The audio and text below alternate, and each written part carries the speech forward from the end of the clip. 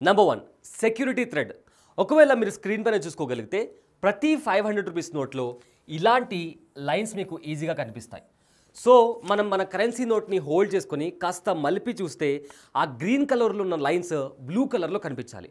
ఒకవేళ కలర్ అనేది మారుతూ మనకు కనిపించకపోతే ఆ నోట్ ఫేక్ నోట్ అని మనం గుర్తించాలి. Number 2 water mark. సో ఇలాంటి ప్లేసెస్లో ఎక్కడైతే ఎంటీ ఉంటుందో మనం లైట్ వైపు నోట్ని ఇలా తిప్పి చూసినప్పుడు 500 అనే వాటర్ మార్క్తో పాటు మహాత్మా గాంధీ ఫోటో కూడా మనకు చాలా క్లియర్గా కనిపించాలి.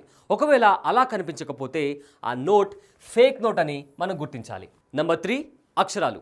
మన కరెన్సీ నోట్ మీద హిందీ ఇంకా ఇంగ్లీష్తో చిన్న చిన్న అక్షరాలతో ఈ ప్లేస్లో ప్రింట్ అయి ఉంటాయి. ఒకవేళ అలా ప్రింట్ అయి లేకపోతే ఆ నోట్ ఫేక్ నోట్ అని గుర్తించాలి. నంబర్ 4 నాణ్యత అంటే క్వాలిటీ. మన దగ్గర ఉండే 500 రూపీస్ నోట్ని నార్మల్ పేపర్తో ప్రింట్ చేయరండి. ఒకవేళ అది వాటర్లో తడిచినా కూడా చినిగిపోకుండా ఉండేలాగా స్ట్రాంగ్ పేపర్తో ప్రింట్ చేసుకుంటారు. సో మీ దగ్గర ఉండే నోట్ సాఫ్ట్గా ఉన్నా లేదా క్వాలిటీ లోగా ఉన్నా అది ఫేక్ నోట్ అని గుర్తించండి. నెక్స్ట్ ఉబ్బెత్తు గీతలు. అంటే మీరు కరెన్సీ నోట్లో బాగా గమనించినట్లయితే మీకు ఇలాంటి లైన్స్ నోట్లో ఉన్న ప్రతి ఎండ్లో కనిపిస్తాయి. ఒకవేళ మీ దగ్గర 500 రూపీస్ నోట్ ఉంటే ఇలాంటి 5 లైన్స్ నోట్లో ఉన్న ప్రతి ఎండ్లో కనిపిస్తాయి.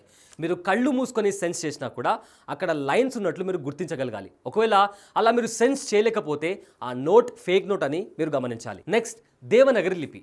మన దగ్గర ఉన్న కరెన్సీ నోట్లో దేవనగరి లిపిలో 500 అని ఇలా రాసి ఉంటుంది. సో అలా దేవనగరి లిపిలో రాసి లేకపోతే దెన్ ఆ నోట్ ఫేక్ నోట్ అని మనం గుర్తుంచుకోవాలి. Last but not least Ashoka స్తంభానికి సంబంధించిన చిహ్నం.